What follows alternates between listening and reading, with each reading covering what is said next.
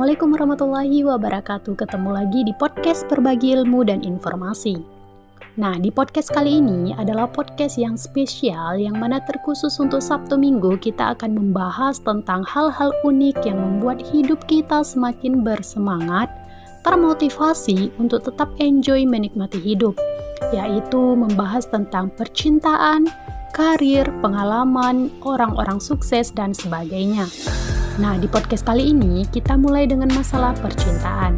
Nah, siapa di sini yang mulai merasakan cinta dan dicintai? Ayo. Nah, oke, kita mulai dari kisah yang terkenal, kisah cinta berdirinya Taj Mahal, hingga fakta yang dipercayai oleh dunia. Dan penasaran sahabat bagaimana kisahnya? Kita simak berikut ini. Cinta itu luar biasa kan sahabat, dari yang sakit menjadi sehat, dari yang malas menjadi rajin, dari tidak pandai menjadi pandai, dari yang belum mengenal skincare menjadi kenal. Betul kan sahabat? Dan hingga keluar kata, aku tak bisa hidup tanpamu, bukan? Nah, itulah cinta. Kalau di Indonesia sahabat, kita takjub dengan cintanya Habibie kepada Ainun, bukan? Di India ada pula kisah cinta yang melegenda, cinta Raja Kerajaan Mughal, Shah Jahan kepada istrinya Mumtaz Mahal. Untuk mengenang sang istri, ia buat bangunan yang menjadi keajaiban dunia. Inilah kisah cinta yang melegenda, dan dari situlah cerita Taj Mahal dimulai. Taj Mahal dibangun di masa pemerintahan Shah Jahan yang memerintah pada tahun 1628 sampai 1658 Masehi. Cinta dan rasa sayang pada istrinya Mumtaz Mahal adalah yang memotivasinya membangun Taj Mahal tersebut. Memori, kenangan, cinta terhadap sang istri terekspresi menjadi sesuatu keajaiban dunia. Kisah pernikahan sang raja. Awal kisah cinta Muhammad Syihabuddin yang digelari Shah Jahan dengan Arjuman Banu atau yang lebih dikenal dengan Mumtaz Mahal adalah saat Arjuman datang ke India. Ia hijrah dari negeri aslinya Persia menuju tanah Hindustan. Arjuman adalah putri dari salah seorang tokoh di Persia sana. Dari sekian banyak gadis India, ternyata sahabat, wanita Persia inilah yang malah menarik perhatian Muhammad Syihabuddin atau Shah Jahan ini. Namun sayang, Arjuman bukanlah seorang wanita yang masih sendiri. Ia telah menikah, artinya ia memiliki seorang suami, bukan? Kabar itu membuat Shah Jahan kecewa. Tapi jodoh tak kemana sahabat. Tak lama suami Arjuman meninggal. Segera Shah Jahan undang pujaan hatinya ke istana. Ia pun menikahinya setelah usia masa idahnya. Nah, tapi sahabat, jodoh tak kemana. Tak lama suami Arjuman meninggal. Segera Shah Jahan undang pujaan hatinya ke istananya. Ia pun menikahinya setelah usai masa idahnya. Pernikahan digelar pada tahun 1612 Masehi. Sejak saat itu Arjuman Banu digelari Mumtaz Mahal. Shah Jahan menikahi Mumtaz Mahal saat Raja India ini baru berusia 21 tahun. Ia sangat mencintai istrinya. Karena sangat mencintai sang istri, ia tak pernah berpisah dengan istrinya walaupun sedang bersafar, bahkan saat perjalanan perang. Saat istri adalah tangan kanan yang mendampinginya. Shah Jahan menikahi Mumtaz Mahal saat Raja India ini masih berusia 21 tahun.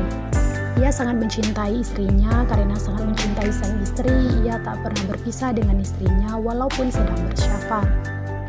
Bahkan saat perjalanan perang, sang istri adalah tangan kanan yang mendampinginya. Dalam 18 tahun pernikahan, keduanya dikaruniai 14 orang anak. Pada tahun 1630 Masehi, Shah Jahan bersama pasukannya berangkat menuju wilayah tengah India. Ia memadamkan api pemberontakan di wilayah tersebut. Seperti biasa, sang istri setia bersamanya. Saat perjalanan pulang menuju Agra, Mumtaz Mahal jatuh sakit. Shah Jahan datangkan dokter terbaik untuk menyembuhkan istrinya. Namun apa yang terjadi? Ia gagal diselamatkan. Mumtaz Mahal wafat saat melahirkan anak ke-14 mereka. Kemudian ia bangun makam megah yang dikenal dunia dengan nama Taj Mahal, agar kenangan bersama kekasih selalu kekal di sisinya. Pembangunan Taj Mahal. Setelah meninggalnya Mumtaz Mahal, Shah Jahan merasa sangat sedih dan terpukul. Selama 8 hari ia hanya murung dan mengurung diri di istana. Kesedihannya belum hilang hingga 2 tahun ditinggal kekasihnya. Ia bawa peninggalan-peninggalan sang istri ke makamnya di Agra. Sejak itulah ia terpikir untuk membangun Taj Mahal untuk sang istri.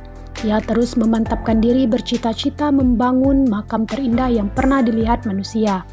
Ia undang para insinyur ahli tersohor dari India, Turki, Persia, dan Semenanjung Arab untuk bekerja sama mewujudkan keinginannya. Setelah 22 tahun makam Mumtaz Mahal selesai dibangun, proyek ini menghabiskan anggaran yang besar. Waktu pembangunan yang cukup panjang ditopang oleh 21.000 pekerja. Tentu proyek ini cukup menyedot kas kerajaan, sehingga wajar di masa berikutnya putra Shah Jahan Aurangzeb mengkritik sang ayah untuk pembangunan ini. Taj Mahal tidak hanya indah dan megah dari sisi bangunannya saja, tapi tata lingkungannya pun membuat bangunan ini kian terasa mewah. Ia dibangun di tepian Sungai Jemna kurang lebih 3 km dari kota Agra. Karena itu tidak heran, sang pembangunan rampung Shah Jahan sendiri merasa sangat takjub dengan hasil akhirnya. Ia namai pembangunan itu dengan nama Taj Mahal, kemudian ia bawa semua peninggalan istrinya dan ia senantiasa mengunjungi tempat persemayaman istrinya ini. Menjadi keajaiban dunia. Taj Mahal adalah bangunan yang indah, wajar ya sahabat, biaya yang dihabiskan untuk pembangunannya pun tidak sedikit. Batu-batu terbaik tersusun mapan di dinding-dindingnya. Di pintu masuk tertulis beberapa ayat surat Al-Fajr, yang artinya, "Hai jiwa yang tenang, kembalilah kepada Tuhanmu dengan hati yang puas lagi diridhoinya. Maka masuklah ke dalam jamaah hamba-hambaku, dan kemudian masuklah ke dalam surgaku." Di pintu utama juga tertulis ayat dari surat Yasin. Setelah pintu masuk terdapat kolam yang diapit oleh 2 koridor lebar. Dari kolam tersebut pengunjung bisa melihat bentuk simetris bangunan Taj Mahal dengan bayangan yang ada di kolam. Ini merupakan perhitungan yang luar biasa. Taman ini dikelilingi oleh halaman besar. Inilah puncak dalam penataan dan paduan yang indah. Setingan air mancur dan pohon-pohon benar-benar menunjukkan detailnya dalam geometri. Kemudian dinding-dinding bangunan dihiasi batu-batu berharga, garnet, bunga-bunga matahari, dan batu-batu pirus. Penataannya pun luar biasa, membuat mata silau dan terbayang-bayang di pikiran. Yang menyilaukan mata dan mengganggu pikiran itu adalah di dalam ruangan terdapat menara Yasmina, tempat di mana Shah Jahan memposisikan diri memandang sang istri. Shah Jahan juga meminta agar diletakkan semacam mahkota dari marmer putih di sana, sehingga cahaya dapat terpantul padanya saat fajar, pagi, siang, dan malam. Pemandangan Taj Mahal berubah sesuai dengan musim tahun dan waktu dalam sehari. Bunga-bunga setelah fajar muncul dengan warna merah muda, sore hari muncul dengan warna putih cerah, dan berubah menjadi abu-abu sebelum matahari terbenam. Nah sahabat, akhirnya kita masuk ke fakta unik tentang Taj Mahal yang mungkin belum banyak diketahui orang. Nah yang pertama, menggunakan material mewah untuk semua bagian bangunan. Sebagai salah satu bangunan termegah di dunia, ternyata bangunan ini dibangun menggunakan marmer putih. Marmer putih yang digunakan merupakan marmer yang memiliki kualitas terbaik yang didapat dari Tiongkok, Tibet, dan Rajasthan.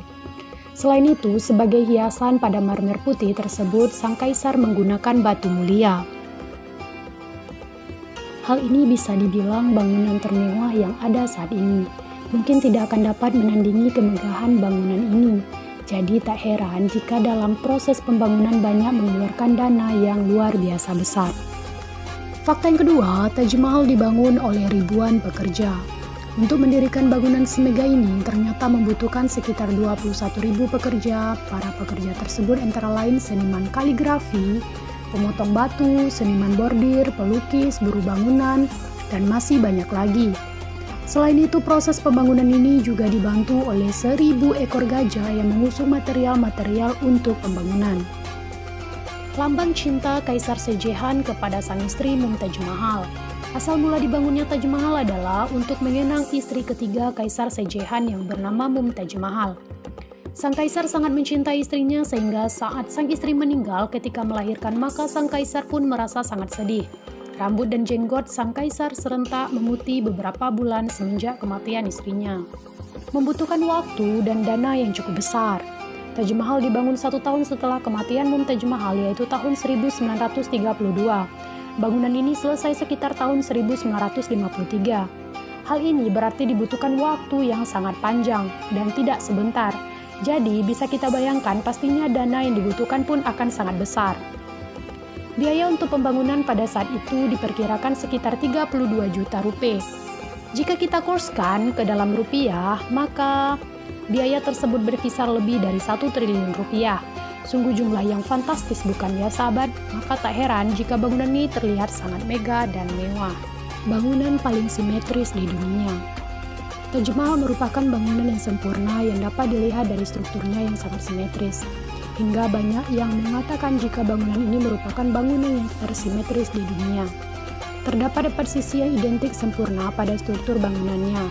Hal ini kemungkinan sang arsitek menerapkan prinsip simetrik dan replikasi dalam arsitektur dan geometri.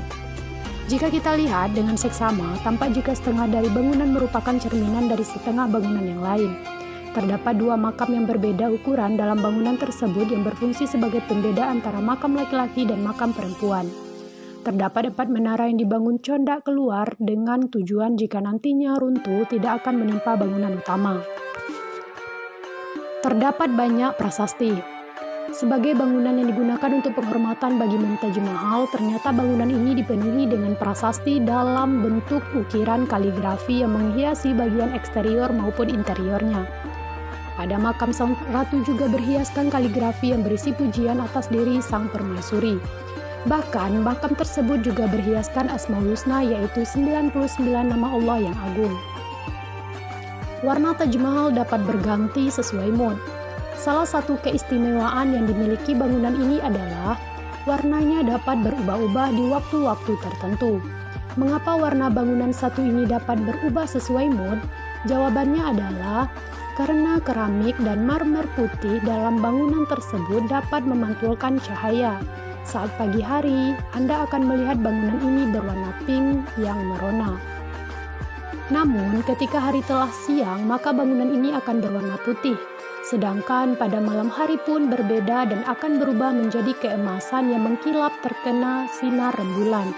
Warna yang berubah-ubah ini menggambarkan suasana hati seorang perempuan, khususnya Mumtaz Mahal. Bangunan pernah rusak. Bangunan mega ini ternyata pernah rusak akibat pemberontakan yang terjadi pada tahun 1857. Untungnya kerusakan yang diakibatkan tidak terlalu parah. Bagian yang rusak akibat pemberontakan adalah beberapa bagian gedung dan bagian taman. Akhirnya atas perintah Raja Lord Curzon pada abad ke-19, bangunan ini mengalami renovasi dan selesai pada tahun 1908. Mitos yang menakutkan. Di balik keindahannya, ternyata objek wisata ini menyimpan mitos yang menakutkan. Apakah itu untuk mencegah para pekerja membangun replika karyanya? Kaisar Sejehan memotong semua jempol para pekerja. Namun untungnya mitos yang beredar tersebut tidaklah benar karena jika mitos tersebut benar, tentu akan merusak nama baik kaisar yang terkenal bersifat penyayang.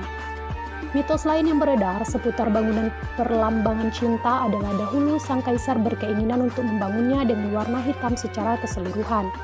Tetapi sebelum keinginan beliau terwujud, ternyata beliau telah digulingkan tahtanya. Nah, sahabat podcast, itulah tadi kisah serta fakta-fakta yang menarik yang dipercaya oleh orang-orang di seluruh dunia.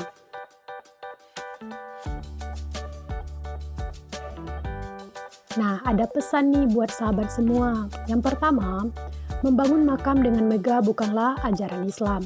Bahkan, Islam melarang perbuatan demikian. Hal ini juga yang dipahami putra Sejehan sendiri, Raja Aurangzeb. Nah, yang kedua, sahabat, jodoh telah Allah tetapkan dalam takdirnya dan hal itu tidak akan meleset, walaupun sulit bahkan tak masuk akal dalam perhitungan manusia. Nah, yang ketiga, kalau manusia saja memiliki cinta sesama mereka, bagaimanakah cinta Allah kepada orang-orang yang beriman, kepada orang-orang yang menantinya, kepada wali-walinya, dan dialah yang maha penyayang. Nah, sahabat, Semoga podcast kali ini bermanfaat dan membuat teman-teman semua happy. Dan sampai jumpa di podcast selanjutnya. Assalamualaikum warahmatullahi wabarakatuh.